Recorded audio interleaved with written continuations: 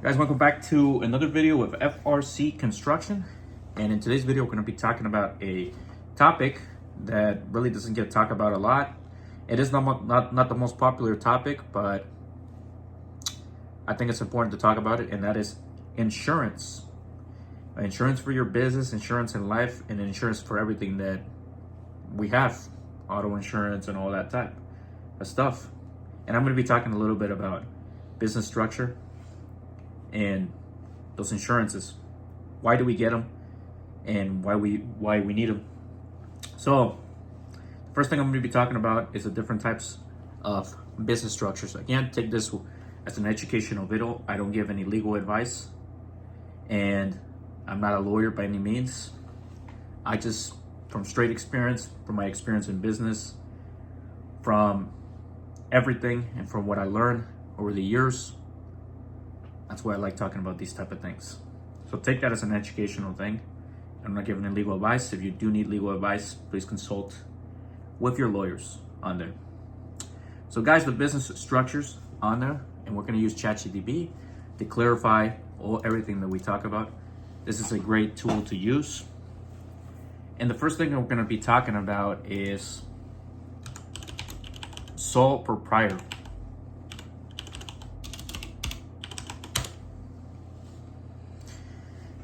And that's the most basic way to run a business. The most common way is the sole proprietor. What does the sole proprietor mean? Well, it's the individual who owns and operates a business on his own. And it is the simplest form of business structure. And I'm using chat to make sure everything I talk about is backed up with information. So what I say, I always like to back it up with information. And that's basically ownership. So in a sole proprietor, the owner is one single person. So he's the business and the owner. And in most situations, there's unlimited liability, meaning that they're responsible for all personal debts and obligations of the business. It comes with a personal responsibility. He takes full control of the operations of the business. That's more technical things. And taxes are reported on owner's personal tax income. So that is the most common way as a sole proprietor. I myself, since 2013, and I started business, I've been operating as a sole proprietor.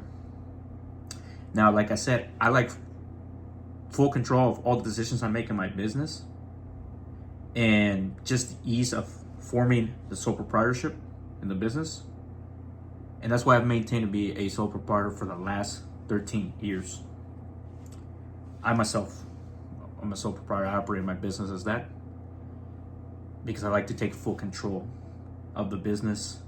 And of course, when you're a sole proprietor, I kind of run it as a separate business too, because I do have a DBA with the bank. Basically, a DBA means doing business as a name, but it's typically yourself on there.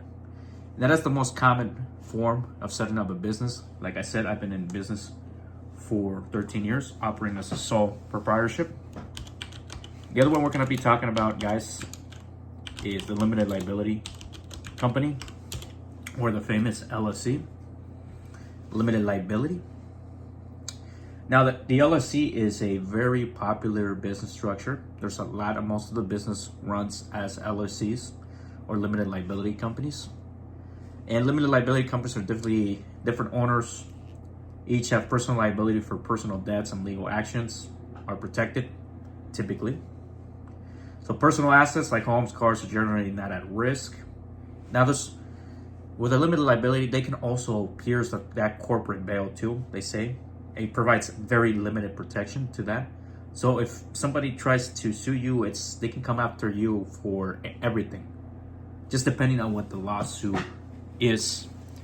So it's made up of members, and it's typically only recognized at the state level.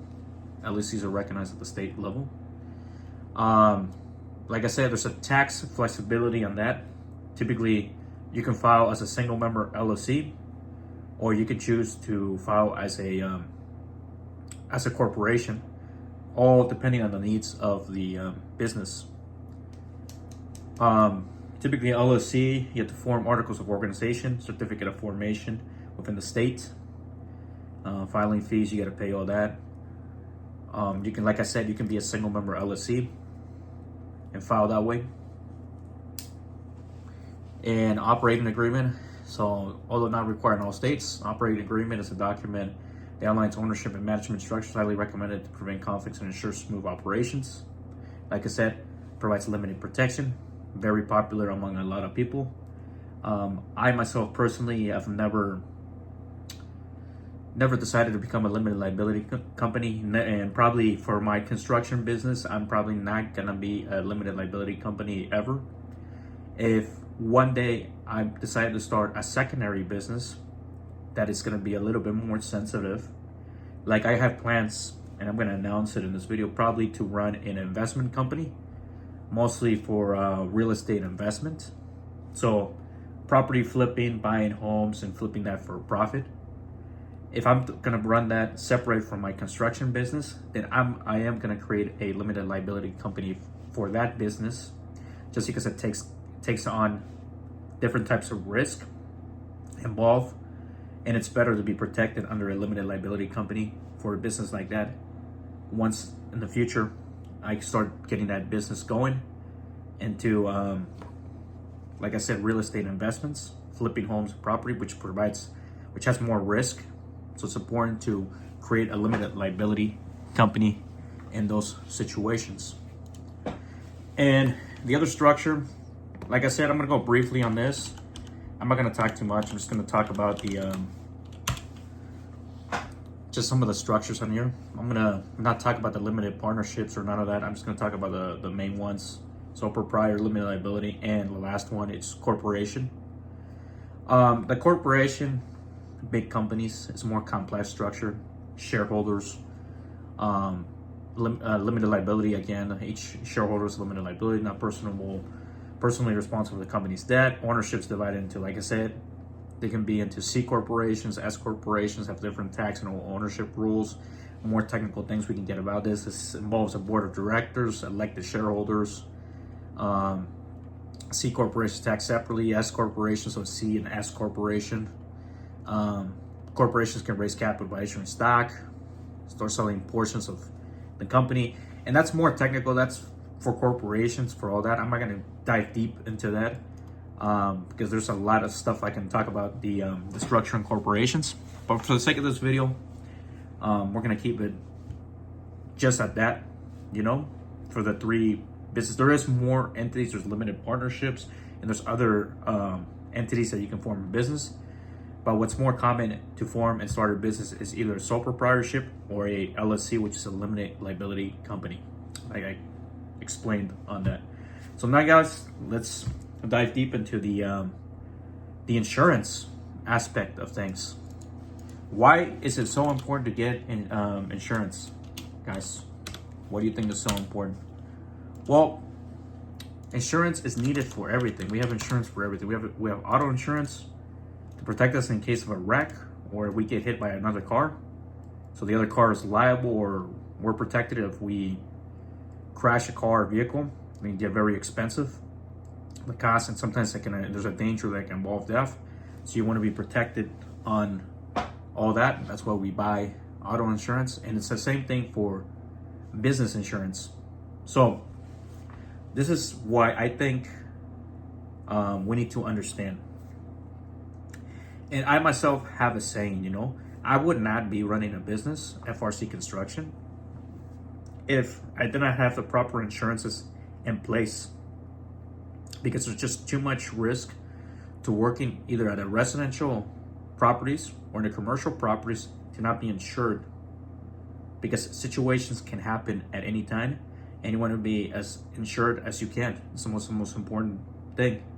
And as a contractor registered with the state, we're required to be insured for limited insurance that covers liability insurance, that covers any damages within the property. Typically in our state, we have to have about $1 million in insurance coverage. So that covers any damages done to to the property, any type of disputes or anything that goes around with a project. You see it involves the insurance coming on there, and it provides us with liability insurance to do that. Very necessary to do that. And like I said, that insurance is super important, and it's required by the state to do that. Now we're gonna go, another thing we're also required to have is a contractor bond. And basically a contractor bond, for the definition, is a severity bond that ensures a contractor will complete a project according to the agreed terms and meet all legal and regulatory requirements. It protects the project owner, also called the obligee, from financial loss caused by the contractor's failure to meet obligations, such as performing subpar work, not following building codes, or failing to pay subcontractors and suppliers.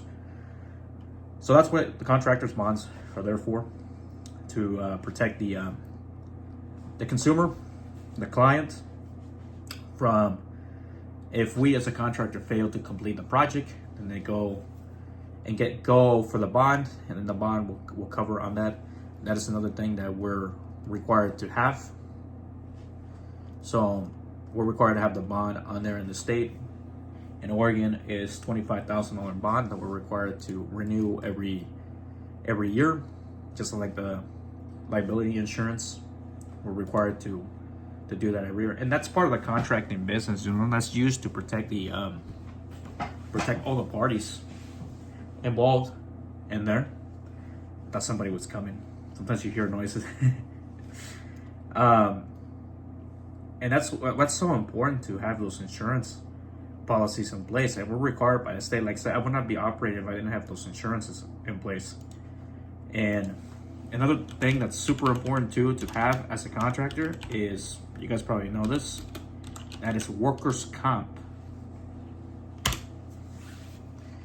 Always use ChatGPT to make sure the information I'm saying is correct. Typically I know it, but it's better to double check your sources too.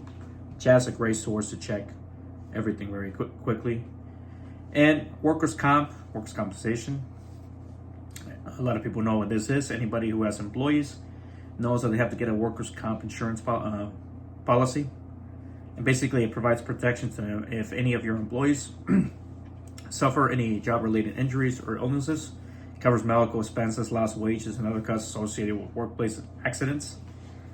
Workers' comp's super important, required by the state if any of us have employees and they're at risk of getting injured in the job or doing anything like that. It's covered under a policy.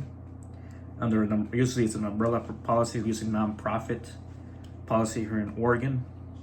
It's a non-profit organization, and it's paid out on premiums depending on every year you file a payroll report. You report all your hours for employee, and then your premium gets adjusted based on the number of hours from the previous year, and that gets adjusted to be paid for the new premium. So you have to update a payroll report every year.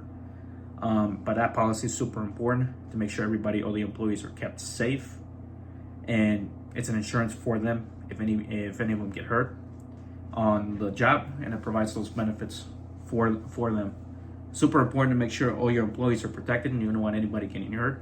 But this provides extra insurance for that, and it's mandatory by the state to have a workers' comp insurance policy in place in case any bad situation happens on there. Like I mentioned, guys, this is super important to understand these type of things with the insurances, because the number one thing you want to avoid is getting any type of lawsuits, right? Any type of lawsuits that can cost yourself a lot of money to be paid out. And that's why these insurance policies, and these are created to protect all those things in place. Like I said, I would not be operating a construction business if I didn't have all these insurances in place, because I want to be protected. I have to be responsible for running the operations of the business, but I'm also responsible for making sure it is properly insured and equipped. And how you structure your business just depends on what you're looking for. With all the insurances I have in place, I feel confident as operating as a sole proprietorship. I mean, there's always that risk of maybe a lawsuit or something, but it's not going to be related to the business if I have all the insurances in place, because those insurances will cover any type of those things, any of those things happen. So I feel confident in that. But a lot of people like to have that extra layer of protection and create that limited liability company, which, I mean, it's fine. They can elect, like I said, the two more common things is a sole proprietor and limited liability. I've been operating as a sole proprietor very successfully, but if you feel the need to create a limited liability company, just do it. Just know there's other rules and regulations and stuff that you need to complete to be able to run as a limited liability company. And another thing I wanted to mention as well is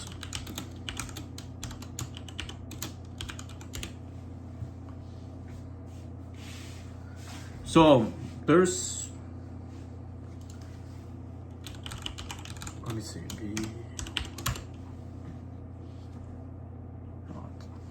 which one was it?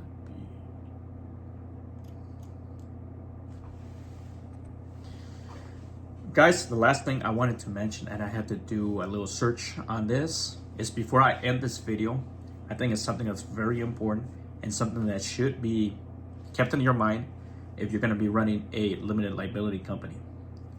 Now, in 2001, they enacted a Corporate Transparency Act called CTA, which is also the Beneficial Ownership Information Act, which, again, it was enacted in 2021, which mandates that certain entities disclose their beneficiary owners to the U.S. Department of Treasury, Financial Crimes and Enforcement Network, FinCEN. This initiative aims to enhance transparency and combat illicit activities such as money laundering and tax evasion. So the BOI Act has reporting requirements. So any company that's registered as a limited liability company and corporation has to report and register this with the U.S. Department of Treasury, Financial Crimes and Network on there. Any LLC or corporation has to do this. Now, there was an extension on this done. First, it was repealed, but then now it's back in force as of February 24, 2025, since I'm speaking this video. So keep this in mind, that you guys have until March 21st, 2025 to file and report that, like I mentioned, ownership, all that information, and actually log into there to report, because there is penalties for failure to comply with the BOI reporting, which can result up to fines of $500 per day, maximum penalty of $10,000, or even sometimes jail time as well.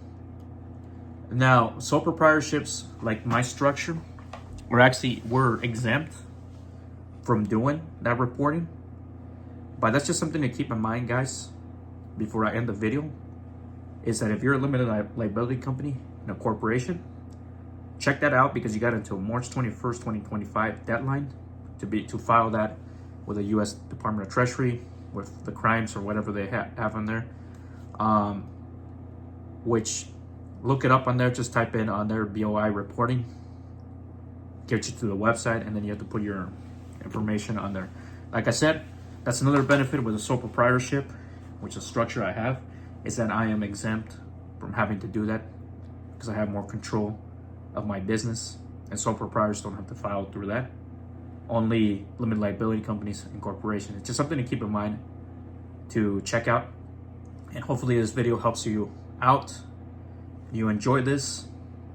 It's not one of the nicest or most fun topics to talk about, but it's something that's very important, right? Business structure, like we talked about, insurances, and that new act that they have, the BOI Act, that business have to report. And I hope you enjoy this video, guys, and I hope you got a lot of information. And don't forget to hit like, comment, and subscribe to the channel. Help us grow and achieve our 10,000 subscriber goal by the end of the year, which we're on track to do that. Thanks for watching this video and taking the time. And we'll see you guys on the next video. See you later.